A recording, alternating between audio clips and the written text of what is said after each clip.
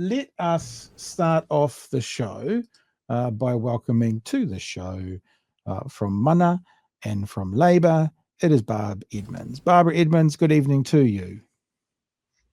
Talofa lava, everyone. Yes, I am actually in Mana tonight. I'm in Titahi Bay, so it's a very cold night. So thanks for having me on. No, it's all right. Remember, I'm in Dunedin, so you're not allowed to play Cold Nights from Mana. Yeah. You don't True, compete. true. Mario. Come on, man. Yeah. I think we asked you this last time because I always think about Mana as a political party with Honi Harawira. But Mana's going away, isn't it? The actual electorate. It's not going away, but it's being changed. And at the next election, there's going to be no Mana, the electorate. It's going to be absorbed into another.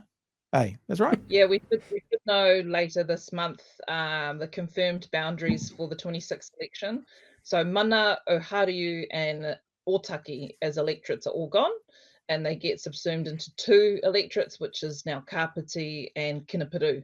So yeah, Mana does change. It's the first time since the electorate of Mana was formed back in the early 90s. So it's a big change for us, but it's one of those things that the Electoral Commission's had to do because of the numbers.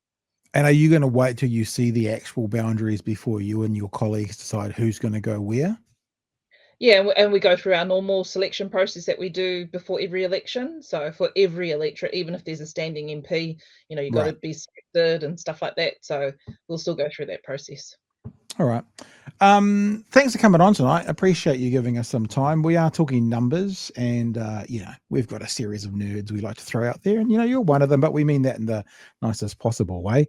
So I thought we might do TV3 or Stuff 3 or Get Stuffed with 3 or 3 Get Stuffed or whatever they're called now.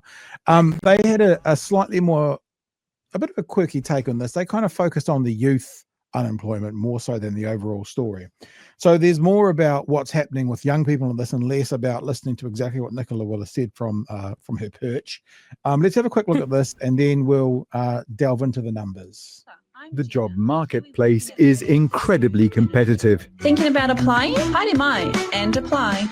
IKEA says at least 15,000 people applied for 500 jobs at its new store in Auckland's Sylvia Park. Think about that. 15,000 for 500. So 14,500 rejection letters, 500 employees. There's your anecdotal evidence which points to the real issue anyway. It shows it right there. Park, the desperation fueled by around 1 in 19 of New Zealand's workforce being on the dole. In Auckland, employment decreased by 23,000. I've just been released from work, so I'm trying to find a job before I do run out of money. In the fourth year of his apprenticeship, this young Sparky's already gone for at least 7 jobs in 3 weeks. And how's morale? Just got to keep high hopes, pretty much. Make sure you keep pushing forward and try to find something, In fact, young people are more than twice as likely to be unemployed. So if it comes between a young person and a person with more experience for the same role, then often the experience will be the thing that tips them over. Young people often are often super keen to be given an opportunity to step into employment, and they often bring that enthusiasm and energy, and they often just need to be given a chance. For some, that's sounding more like fat chance. These latest stats show that unemployment simply refuses to budge. In fact, it's gone up by 11% annually. That's 16,000 more people without a job. I just say to those people that is an incredibly tough experience, that they shouldn't take it personally, because what they are often the victims of is an economy that was mismanaged. I know for those New Zealanders, the message they need to hear is this is going to be better in future. The government got elected. Is she saying when Labour takes over, is that her future? Because she's saying some stage in the future it's going to be better. Is that what she's hinting at when Labour gets back in?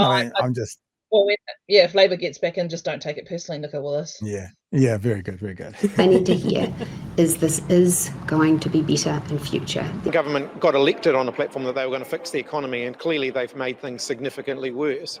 There's 18,000 fewer people working in building and construction today than there were on election day, and the government's decision to cut so many building and construction projects has driven that. Interest rates have now come down, but it takes some time for firms to take those plans off the shelf and turn them into reality. That's why the government is leaning in to do our bit. why we're kickstarting those $6 billion worth of infrastructure projects before Christmas. Now that all the tradies have left to start these infrastructure projects, now that there's no one to man them, that's good, eh? Government fears a recovery will be delayed by the impact of the Trump tariffs, but insists there will be an uptick by then. It is too soon to say what will happen in the next quarter, but I do expect that unemployment will be coming down later this year. For 156,000 New Zealanders, a job would probably be the best Christmas present. There you go, 3 News, and yeah, it was interesting that they focused quite heavily on the youth unemployment. But Barb, you're here with all you're the one with the expert knowledge. Tell us what you saw today in the numbers that came out.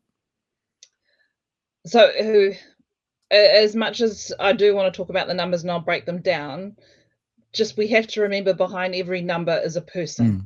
You know, that's something that is so important that we remember whenever there's lots of different statistics. So you heard in that piece that those young people, there's like around 15,000 fewer 15 to 24-year-olds who are employment than last year. So you heard sort of the framing of that in that 3 News story.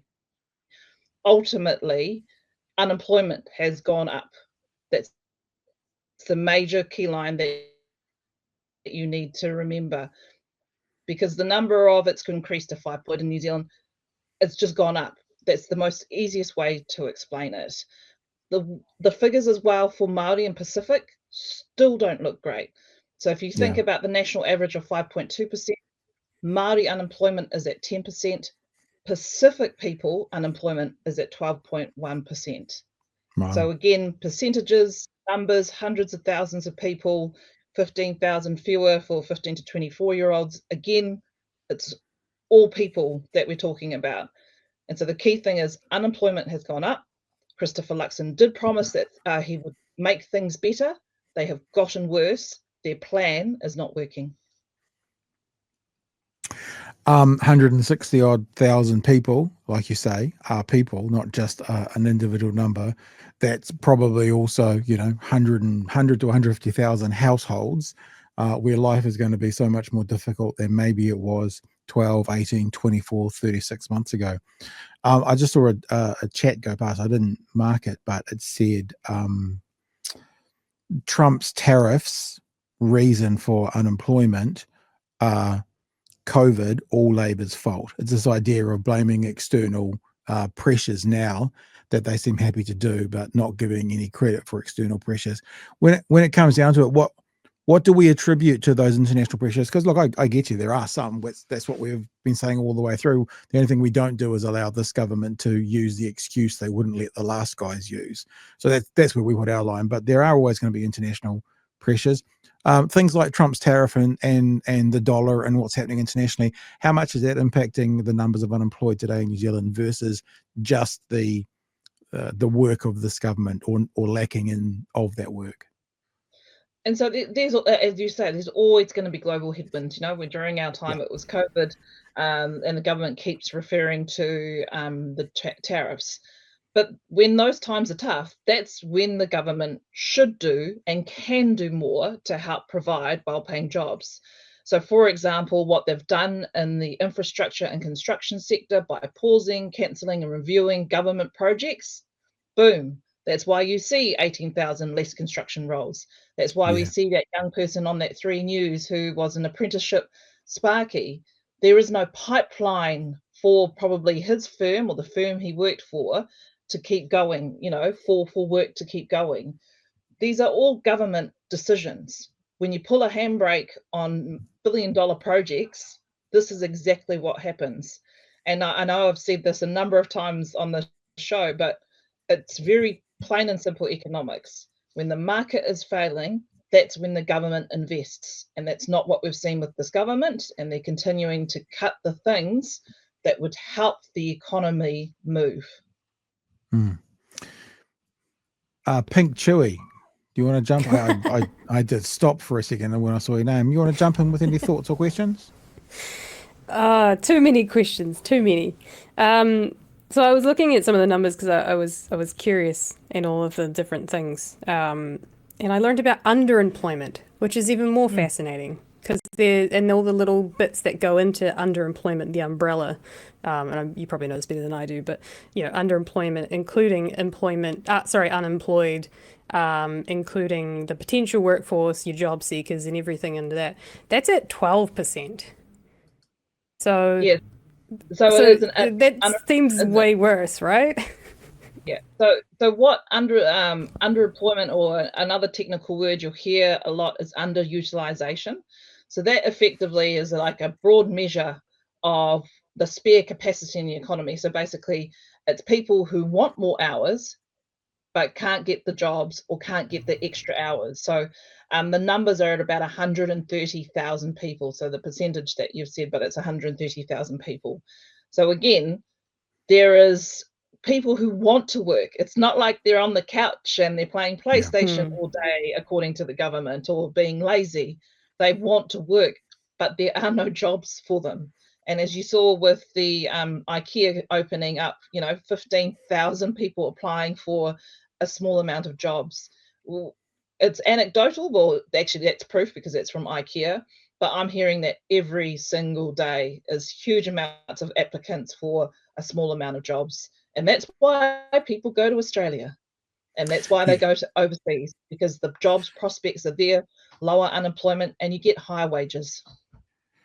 Yeah. And you'll forgive me for not knowing the name of this, but we're talking to Craig about it this afternoon. You've got the unemployed, you've got the underemployed, and then there's another sector of people that they would work if the work was there, but they may not be actively looking. And I said to Craig, "Oh, you mean maybe like an at-home mum, like at-home mums doing at-home mum thing, but would work, but isn't actively seeking." And those numbers, if you add those three groups together, are over 400,000, which is humongous.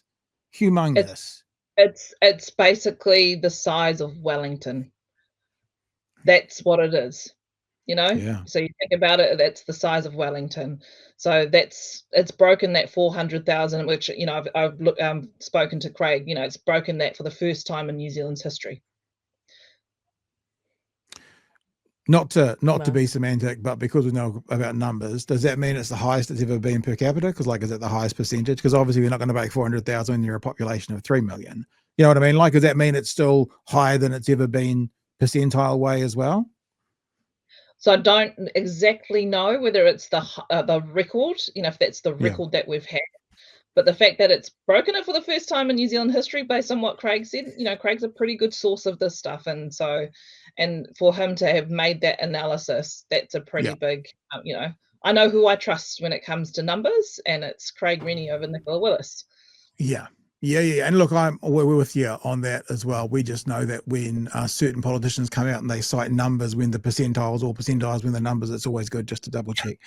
If Winston Peters chucked his toys and called a snap election tomorrow, and by the end of this year there was a Labour-led coalition, what could be done in the immediate future? So what I guess I'm saying is, if the other lot decided to do it by the end of the year, what could you guys do if you were in there by the end of this year, hypothetically, to turn this around quickly? What has to happen? It'd be that government investment in those infrastructure projects. So, for example, the government cut back on the housing with Kāinga Ora in my local area of Mana, in particular Porirua. They've cancelled hundreds of housing jobs straight away. If you turn that tap back on, those construction workers can start working. Those construction workers or infrastructure companies, they then can get other suppliers to supply them the goods that they need. It starts to pick up, that starts to have that ripple effect in the economy, because it's not just the people on the tools, it's the people that supply them the goods, and then the people that supply them the goods, etc., etc. So that would be a really quick thing to help jumpstart, is to basically make sure that those infrastructure projects are underway.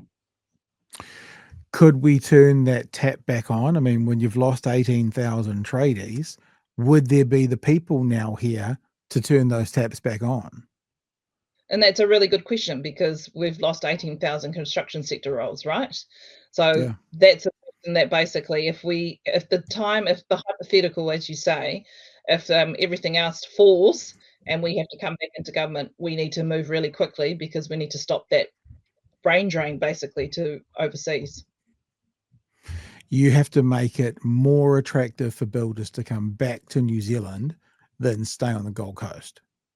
Well, you know, for example, that apprenticeship Sparky that's on there, that was on that news piece that you just shared, you know, there would be a job for him as long as it happened quickly, because there is a clear indication that, well, we're going back to building more homes. We're going back to doing those classroom rebuilds. We're going back to those hospital builds, etc. The government just re-announced a whole bunch of projects a couple of weeks ago that were basically announced, but then funded, but then they stopped it while they decided to review it.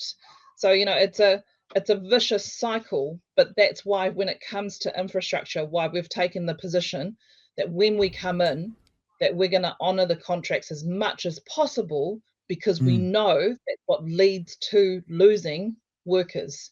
And we're the Labour Party, you know, Labour and work just go hand in hand. So it's why it's so important that we take that careful step when we come back in. Emily, what else we got? Anything for Barb? Yeah, actually, I have more number questions. Go. Do it.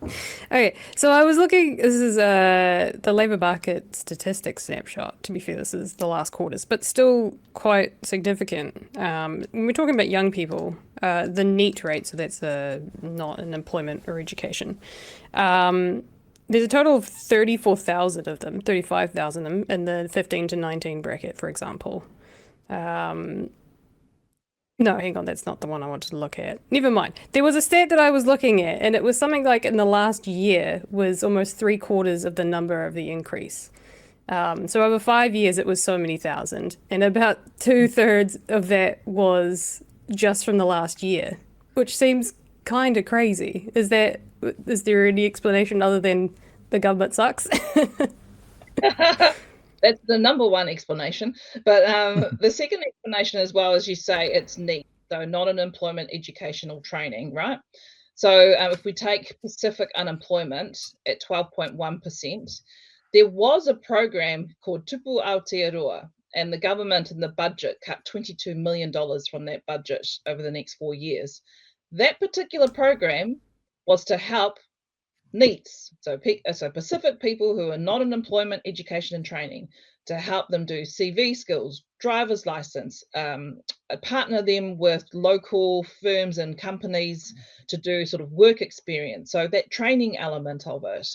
So there's a very clear correspondence that if you're going to cut support for these work programs and work skill programs, that you're going to have more people not in employment, education and training.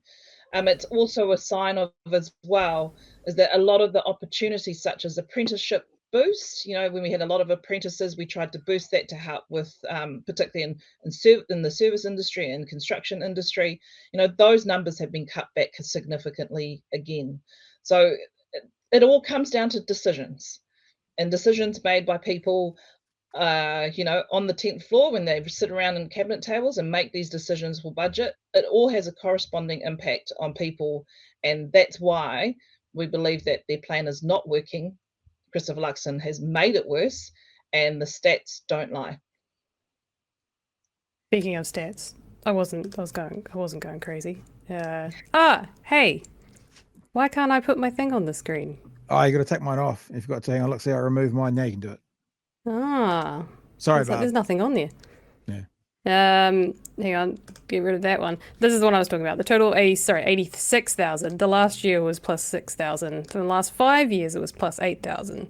So that, if I'm not incorrect, that seems kind of crazy. Like a lot of that's coming from the last year, but the NEET rates are very high.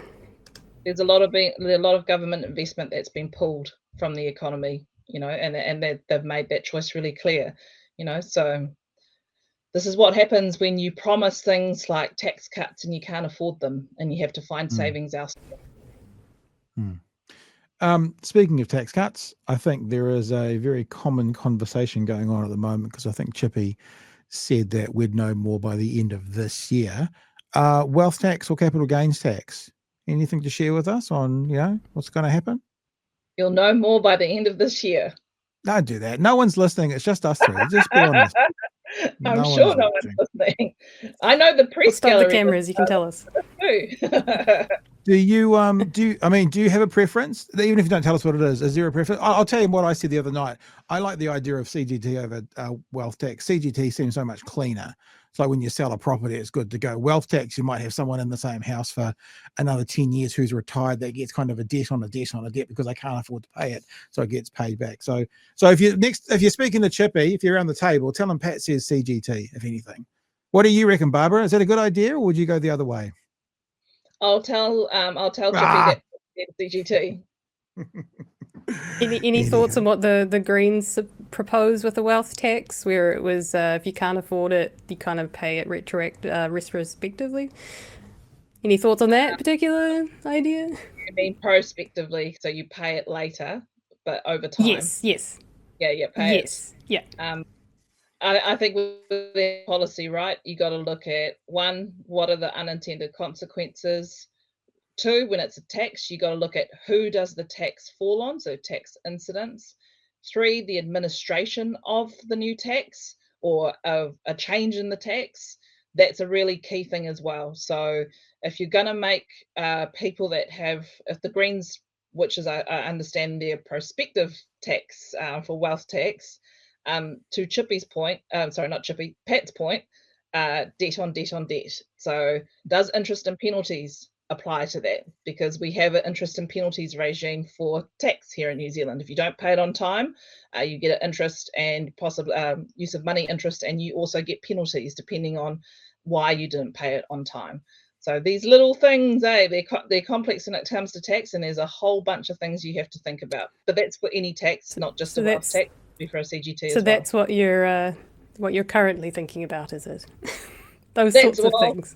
I sort of, what's the word? I don't know what the Pākehā word for it is, but or the English saying. But kind of I learnt my trade in tax policy. So that's where I started in tax, was tax policy. So that's how I think about any tax policy, including the stuff that Nats bring forward through Parliament. I think about those different policy considerations. Yeah, and like a pro CGT government tax policy says what? Chippy says we will announce it later this year. Announce our tax policy later this year. You almost got coming me there, on. Pat. Coming on here, right? Coming on here to announce it. That's what we're going to do. Yeah, can we have that? Hey, look, nice. but just finally, actually, about that in all seriousness, are there some things we? Maybe even that, not that you've decided, because there's obviously conversations going on at the moment, but from looking at kind of the possibilities of revenue for the government, are we currently missing out on some places that we should be investigating to bring revenue in for the government, for us, for the people?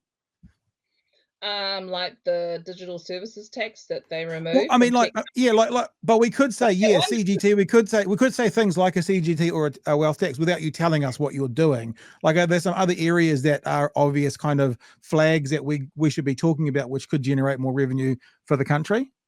Yeah, like the digital services tax proposal that I introduced in a bill in 2023, and then the national government have withdrawn it, and as a result there was $500 million of revenue that they gave up on in this year's budget. So that was for tech companies, effectively. So what about decriminalizing cannabis? That just seemed to be a slam dunk with that last referendum. $500 million a year would have been in tax alone. I don't know, anyway. Yeah, no, I'm not. I'm actually technically now not trying to trap you. I'm just trying to talk about this. I was trying to trap you before. That's fair, but now I was just more thinking broadly about the conversation. National Party's just had their conference. When are you guys having yours, and where is it?